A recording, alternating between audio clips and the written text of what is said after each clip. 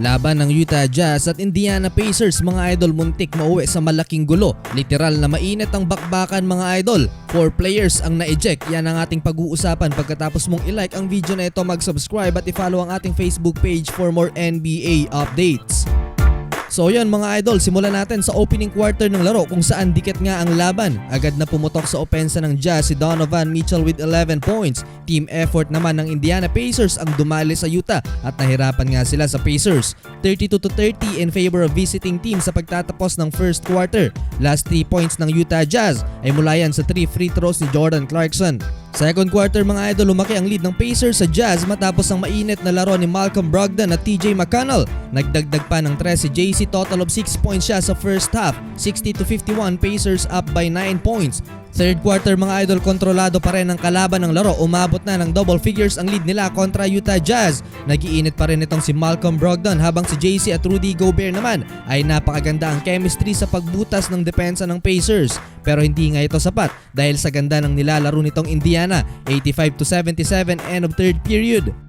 Fourth and final quarter mga idol, dito literal na uminit at muntik ngang mauwi sa brawl ang laban sa pagitan ng Pacers at Utah Jazz. Papasok ng 3-minute mark mga idol nang nagkainitan si Rudy Gobert at Miles Turner.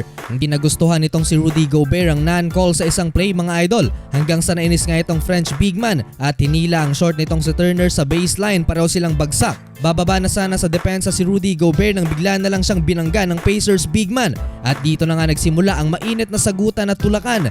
Hindi naman bumitaw ng suntok mga idol si Rudy Gobert, pero malaking gulo nga ang idinulot nito nang sumali sa eksena si Joe Ingles at gusto yatang magpakawala ng suntok dito kay Turner, pero agad nga itong naawat. Sumali rin si Donovan Mitchell nang hamunin rin niya si Miles Turner. Tumaas palalo ang tensyon mga idol na nagdulot ng mahabang pagkadelay ng laro. After ng review ng referee, 4 na players ang na-eject. 3 sa Jazz, si Rudy Gobert, Donovan Mitchell at Joe Ingles, habang si Miles Turner naman para sa Pacers. Tuloy ang laro mga idol at hindi pa rin umuhupa ang tensyon mga idol nang ma-technical naman si Hassan Whiteside matapos ang fadeaway jumper ni JC. Sa huli, panalong Indiana Pacers 111-100. Siguradong may pagmumultahin ng NBA sa nangyari at worst case scenario mga idol, game suspension particular sa side ng Utah Jazz kung saan 3 players ang na-eject. Nanguna para sa Pacers si Malcolm Brogdon, 30 points, 9 rebounds. Habang sa Utah Jazz naman, nanguna si Donovan Mitchell na nagtala ng 26 points, 5 rebounds, 4 assists, 3 steals. Followed by Rudy Gobert, 19 points, 11 rebounds. Habang si Clarkson naman mga idol ay nagtala lamang ng 11 points, 3 assists, 2 rebounds on 21% shooting. 2 lamang sa 10 tira nito sa labas mga idol ang naipasok ni Clarkson. First home loss ito ng Utah Jazz mga idol ngayong season.